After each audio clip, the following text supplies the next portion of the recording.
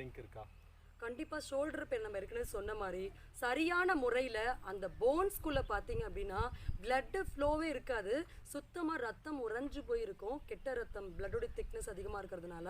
So அதை நம்ம ப்ராப்பராக அந்த உடம்புல இருந்து அந்த பர்டிகுலர் பிளேஸ்லேருந்து எடுத்துட்டு புது ரத்தத்தை அந்த இடத்துக்கு ஓடுற மாதிரி நம்ம சேனலைஸ் பண்ணணும். அப்படி பண்ணலைன்னா அந்த ரத்தம் அந்த இடத்துல மேலும் மேலும் உறைந்து போய் அந்த ஷோல்டரை அவங்களால தூக்கவே முடியாது. ஃபார் எக்ஸாம்பிள் பார்த்தீங்கன்னா சில பேர் இந்த லெவல் தூக்குவாங்க, சில பேர் இந்த இந்த இடத்துக்கு கூட அவங்களால கை மூவ் ஆகாது. அப்படியே அந்த கப் அண்ட் ஜாயின் போனில் யாரோ வச்சு டைட்டாக லாக் பண்ண மாதிரி இருக்கும். ஸோ இந்த பாதிப்புகள் எல்லாமே ஆரம்ப காலகட்டத்தில் பேஷண்ட்ஸ் கவனிக்கும் பொழுது ரொம்பவே சுலபம். சரி, ரொம்ப நாள் ஆயிடுச்சு, ஒரு 2 years 3 years ஆயிடுச்சுன்னா கூட அது அட்லீஸ்ட் ஒரு 50-60% அவங்க வீட்டில் சில நம்ம சொல்லக்கூடிய பிளட் சர்க்குலேஷன் டெக்னிக், சில உணவு முறைகள், சில தைலங்களை பயன்படுத்தும் பொழுது கண்டிப்பாக அந்த போன்குள்ள ஒரு ஆக்டிவேஷனை கொண்டு வரது சாத்தியம்.